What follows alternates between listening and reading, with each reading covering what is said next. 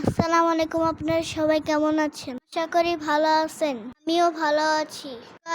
গতকাল মেলা থেকে ঘুরে আসার পর আর একটা ছোট্ট মামার জন্মদিনে গেলাম।